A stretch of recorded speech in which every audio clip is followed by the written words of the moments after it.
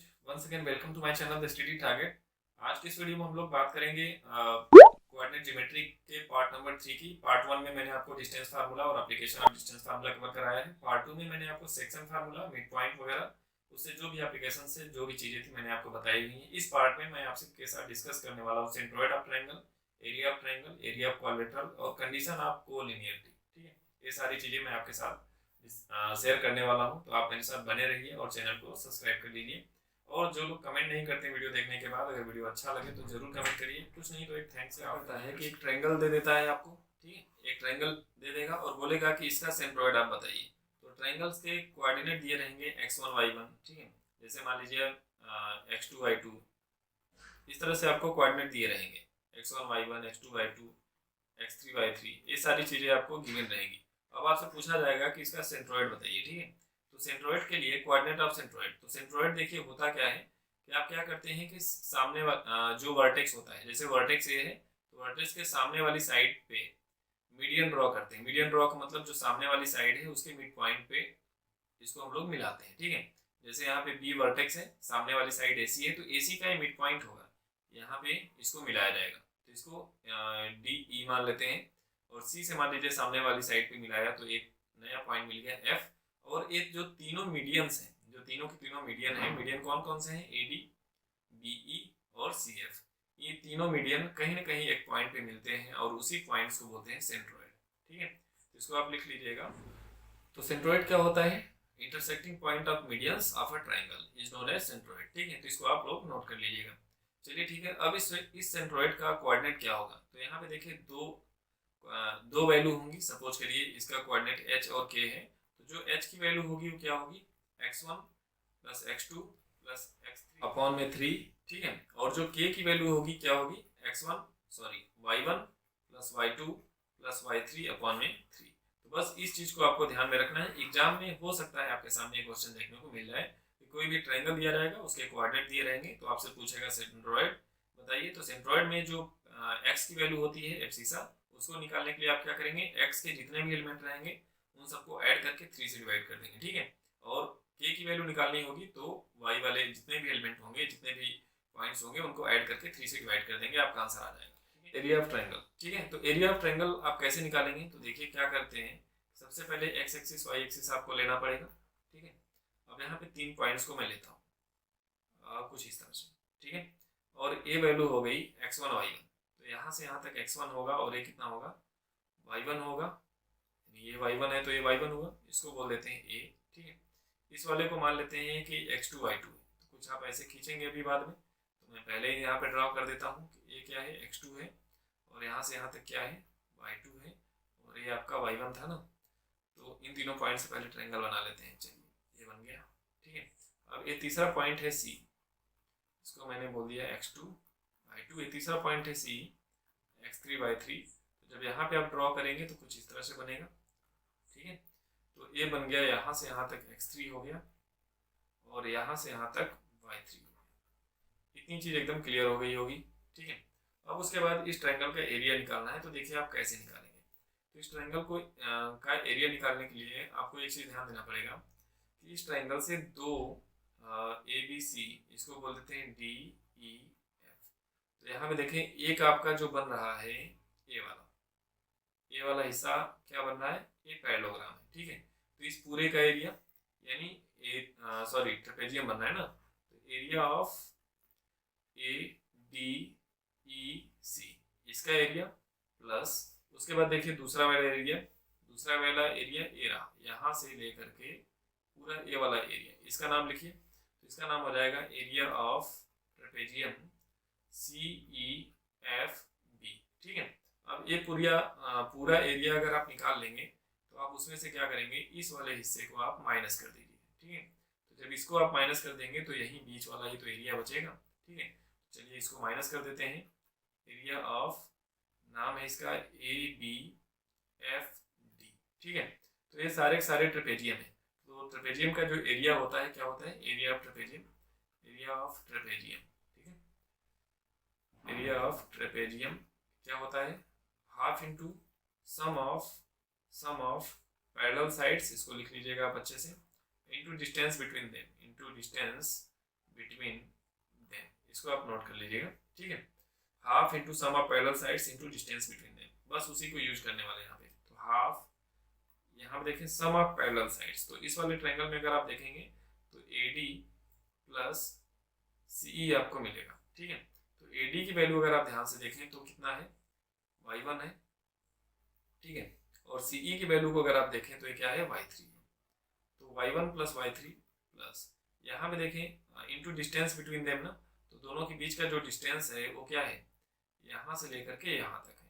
तो अगर इसकी वैल्यू की अगर बात करेंगे तो ये क्या होगा, x3 माइनस x1, ठीक है, x3 माइनस x1 प्लस यहाँ पे half sum of parallel sides, इस वाले में अगर आप देखें तो पैरेलल साइड्स आपके CE हैं और BF हैं।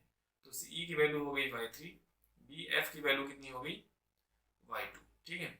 इनटू डिस्टेंस बिटवीन, अगर आप देखें इन दोनों के बीच में डिस्टेंस कितना है, तो डिस्टेंस है EF। तो EF की अगर वैल्यू की बात करेंगे तो ये कितना हो जाएगा, x2 माइनस x3। तो ये आ गया x2 माइनस x3, ठीक है। प्लस थोड़ा सा लेंदी है बट उससे घबराने की जरूरत नहीं है, minus half sum of parallel sides ABFD, यानी जो ये नीचे वाला पूरा का पूरा है। तो पैरेलल साइड्स आपकी AD है और क्या है, BF है। तो BF हो गया y2, AD कितना हो गया, y1। तो y1 प्लस y2, ठीक है, इनटू डिस्टेंस बिटवीन देम कितना है, DF है। तो DF की वैल्यू को अगर आप निकालेंगे तो कितना हो जाएगा, x2 minus x1, x2 minus x1, ठीक है। बस इसको आपको अब सॉल्व कर लेना है। सबसे पहले हाफ देखिए सब में से कॉमन हो रहा है, ठीक है। उसके बाद x3 का मल्टीप्लाई होगा इसमें, तो x3 y1 प्लस x3 का मल्टीप्लाई मैं इन दोनों में कर रहा हूँ, तो x3 y1 plus x3 y3, ठीक है। फिर माइनस x1 का मल्टीप्लाई कर रहा हूँ, तो minus x1 y1 minus x1 y3। फिर यहाँ पे देखिए प्लस x2 का मल्टीप्लाई कर रहा हूँ, तो x2 y3 plus x2 y2 multiply कर लिया। अब x3 का मल्टीप्लाई कर रहा हूँ, तो देखिए कितना हो गया, x3 y3 minus x3 y2। यहाँ पे देखिए माइनस है तो माइनस y1 के साथ इसमें मल्टीप्लाई कर रहा हूँ, तो माइनस y1 का जब x2 मल्टीप्लाई करेंगे तो माइनस y1 x2, ठीक है। माइनस y1 का जब माइनस x1 में करेंगे तो minus minus plus x1 y1 हो जाएगा। उसके बाद y2 का मल्टीप्लाई करेंगे माइनस y2 का, तो माइनस y2 का जब मल्टीप्लाई करेंगे तो कितना आ जाएगा, माइनस y2 x2 और minus minus plus x1 y2, ठीक है। तो ये चीज़ें आपको मिलेंगी। अब उसके बाद देखिए कुछ ना कुछ यहाँ पे कट रहा होगा, तो यहाँ देखिए x1 y1 प्लस वाले से कट रहा है, ठीक है। उसके बाद x3 y3 कहीं पे कट रहा है, x3 y3 देखिए प्लस माइनस से कट रहा है, ठीक है। उसके बाद x2 y2 भी कट रहा होगा, देखिए x2 y2 ये भी कट रहा है, ठीक है। तो ये चीज़ें कट गई। अब उसके बाद देखिए y1 वाले कहाँ पे हैं,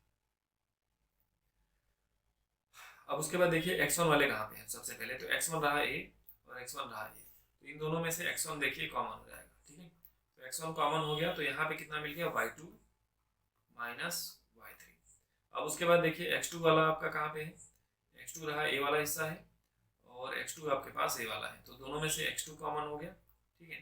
तो x2 जब कॉमन हुआ यहाँ से तो मिल गया y3 और यहाँ से x2 निकल गया तो माइनस y1, ठीक है ना। प्लस x3 वाले में देख लीजिए x3 यहाँ पे है और यहाँ पे है, कॉमन हुआ तो कितना मिल गया, y1 माइनस y2। तो ये आपका फार्मूला बन गया एरिया ऑफ ट्रायंगल का। तो एरिया ऑफ ट्रायंगल आपका एक फार्मूला बन गया, आप इसको ध्यान से समझ लीजिएगा, एक बार फिर से देख लीजिएगा, ठीक है।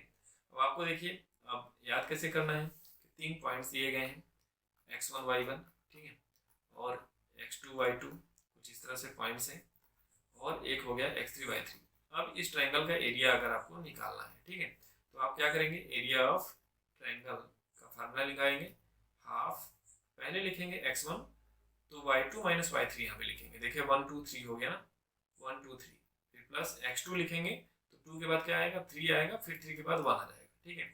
फिर क्या लिखेंगे, x3 लिखेंगे, 3 के बाद देखिए 1 आएगा, फिर क्या आ जाएगा, 2 आ जाएगा। तो इस तरह से आपको फार्मूला याद रखना है। क्लियर है, एरिया ऑफ ट्रायंगल आपको समझ में आ गया होगा। चलिए आगे बढ़ते हैं। तो क्वाड्रिलेटरल में देखिए 4 पॉइंट्स होते हैं, ठीक है। क्वाड्रिलेटरल में 4 पॉइंट्स होंगे, x1 y1 होगा, ठीक है, x2 y2 होगा, x3 y3 होगा। 4 पॉइंट्स आपको दिए रहेंगे। तो आप देखिए कैसे निकालेंगे इनका एरिया। इनका एरिया निकालने के लिए आपको बहुत आसान तरीका है, आप क्या करिए, 2 ट्रायंगल में इसको डिवाइड कर लीजिए, ठीक है। जब इसको आप 2 ट्रायंगल में डिवाइड करेंगे तो आपका दोनों को जोड़ देंगे, ऐड कर देंगे तो एरिया ऑफ क्वाड्रेटर, मतलब एरिया ऑफ ट्रायंगल, अगर इसको आप ABC बोले plus area of triangle ACD, मतलब ABC इस वाले ट्रायंगल का एरिया पूरा, और फिर ACD यानी इस वाले ट्रायंगल का एरिया, दोनों को जब प्लस कर देंगे तो एरिया ऑफ क्वाड्रेटर बन के चला आएगा। क्लियर है? एरिया ऑफ क्वाड्रेटर में कुछ भी नहीं है बस। अब उसके बाद बात करते हैं condition of collinearity of 3 points. तो जैसे 3 पॉइंट्स हैं, ठीक है, 3 पॉइंट्स का मतलब तीनों पॉइंट्स क्या है? कोलिनियर है। कोलिनियर का मतलब एक सीधी लाइन में है, तीनों पॉइंट्स एक सीधी लाइन में है, ठीक है।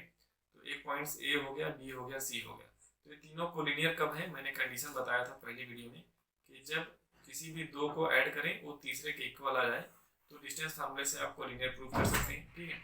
और एक चीज अब देखिए, अब आप एक चीज समझ सकते हैं कि जब तीनों पॉइंट्स कोलिनियर हैं तो triangle not made, triangle not made, triangle बन ही नहीं सकता, ठीक है। ट्रायंगल नॉट पॉसिबल, ट्रायंगल कभी पॉसिबल ही नहीं है बनने का। तो जब ट्रायंगल पॉसिबल ही नहीं है तो एरिया ऑफ ट्रायंगल क्या होगा? एरिया ऑफ ट्रायंगल क्या होगा? एरिया ऑफ ट्रायंगल होगा 0, ठीक है। तो आपको अगर कोलिनियर अगर आपको दिखाना है तो आप या तो इससे दिखा दीजिए या तो एरिया ऑफ ट्रायंगल निकालिए, वो ऑटोमेटिक 0 आ जाएगा। तो समझ जाइए कि तीनों लाइन क्या है? कोलिनियर है, क्योंकि अगर वो कोलिनियर नहीं होते तो ट्रायंगल जरूर बनता, वो कोलिनियर है इसलिए ट्रायंगल नहीं बनेगा, तो एरिया ऑफ ट्रायंगल क्या होगा? 0 होगा, ठीक है। तो इस तरह से इस चैप्टर में जितने भी कॉन्सेप्ट थे मैंने सब कुछ कवर करा दिया है। अगर फिर भी आपको कोई दिक्कत है तो आप मुझे कमेंट करके बताइए, मैं उसको जरूर सॉल्व करने की कोशिश करूंगा, ठीक है। तो वीडियो को यहीं पे समाप्त करते हैं। आप लोग एक थैंक्स का कमेंट कर दीजिए। Okay, thanks.